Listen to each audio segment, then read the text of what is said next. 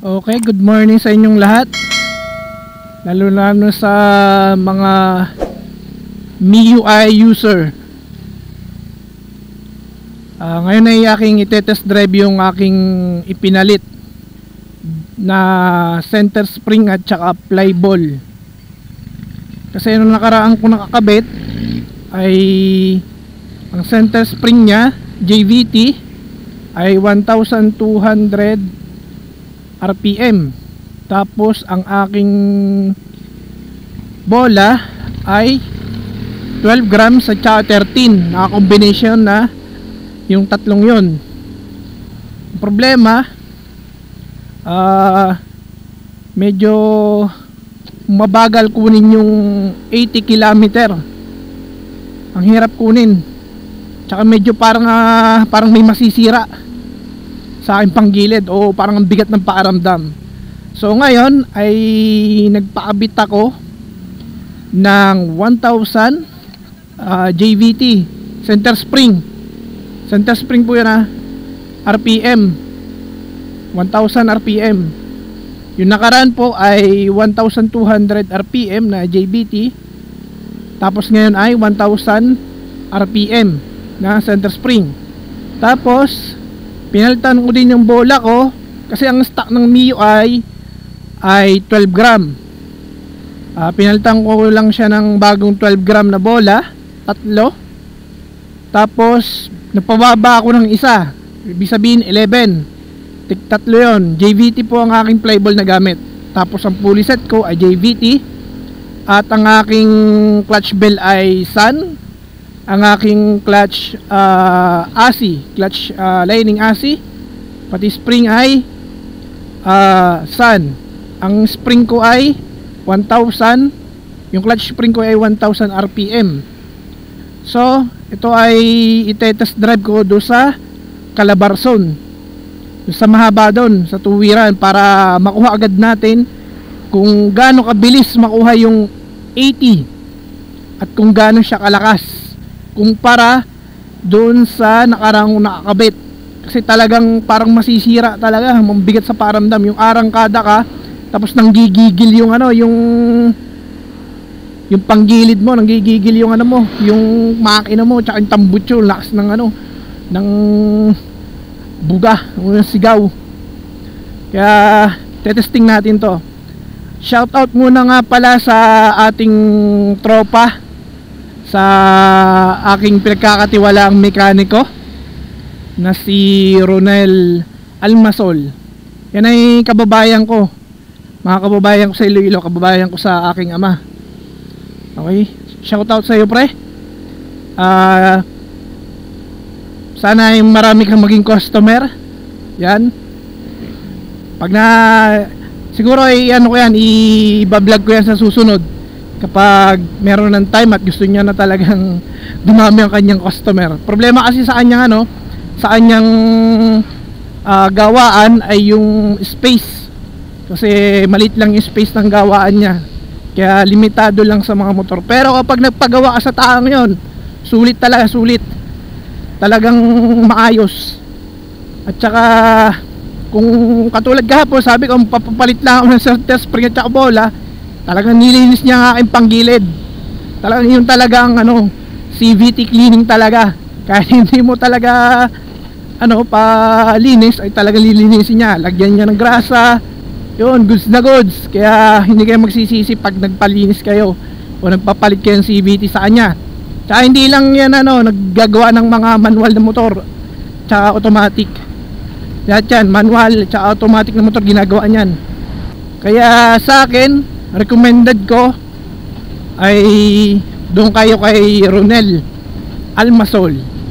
Siya ay located po sa sa Batangas, San Anastasia, Batangas. Yan, doon sa isang subdivision doon. Likod po yun ng Caltex. Sa may tapat lang ng gate 2 ng FAIP. Kung tawagin ng na yun, ng mga subdivision na yun ay Mount Clear. Doon lang siya located. Okay, sana makatulong sa inyo. Okay, nandito na tayo sa Calabarzon. Yan. highway ng Calabarzon. Ito ay pa Alaminos. Tapos dito ay papuntang Lipa, Batangas. So ngayon ay itetesting natin yung nakakabit kong CVT na katulad ng sinabi ko sa inyo kanina. 11 grams ang ply ball, tatlo yon, with combination of 12 grams na kung saan ay stock ng MIUI 125. At saka ang clutch spring, center spring ay 1000 RPM. JVT po yan, lahat ng kinabit ko. Ang Sun branded lang po dito ay yung clutch bell at saka clutch lining. At stock pa rin yung aking torque drive.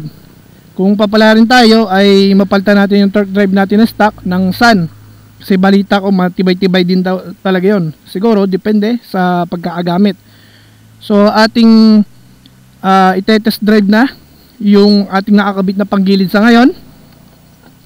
Pero hindi ko inaasahan makuha ko yung 100 o anumang top speed. Ang gusto ko dito ay makuha ko yung mabilis na arangkada. So makikita natin straight dito kasi malinis eh. Malaki ang daan dito, malaki ang way dito, kaya wala masyadong mga nasa gilid ng mga sasakyan. Puro nasa gitna sila. So umpisahin na natin. Siguro wala akong timer para makita natin kung gaano ka bilis makuha yung 80. Ito yung yung pinaka-arangkada talaga. Kung malakas ang arangkada mo, kailangan ay makuha mo yung 80. Okay, simulan natin. Una-una sa lahat, naka-helmet ako. Nakabit ang aking DJI Osmo Action 3. Okay, and then nakasapatos ako. Wala nga lang ako mga gear. So ride safe pa rin tayo. Huwag nating pilitin kung ano yung gusto nating makuha. Okay, ito na. Bismillah.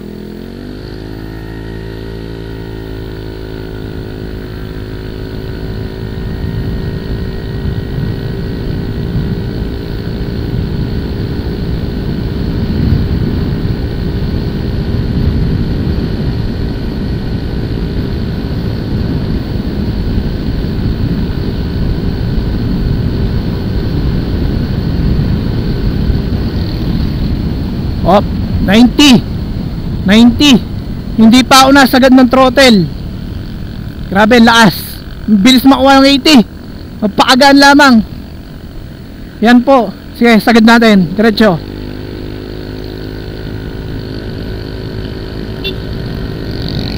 Medyo naka-style aerodynamics ako. Nakayuko. Okay. 90. Hindi pa sagad ng throttle ko. Medyo kurbada kasi dyan. Baka mag-split tayo. 95. Okay. Hindi pa makuha yung 100. Grabe ang bilis. Gaan lang. Hindi katulad yung nakaraan ko, parang ang bigat ng pakiramdam. Okay, pabalik tayo. Next attempt tayo, next attempt.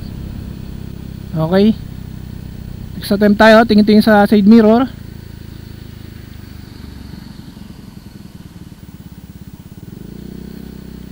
Next attempt tayo. Okay. Second attempt. Medyo pa ng konti. 60. Okay. 70. 80. Okay. 85. 90. 100. 100 yan. Hindi pa ako nasagad ng throttle. Malakas masyado ang hangin. Yan, talagang lakas. Yan, ingat lang tayo pag may mga aso. Yan ang disgrasya. Yan, makita natin. Ganun po kalakas makakuha yung 90 tsaka 80. Lakas, isa pa. Jubitin ako eh. Okay. Tingin-tingin lang.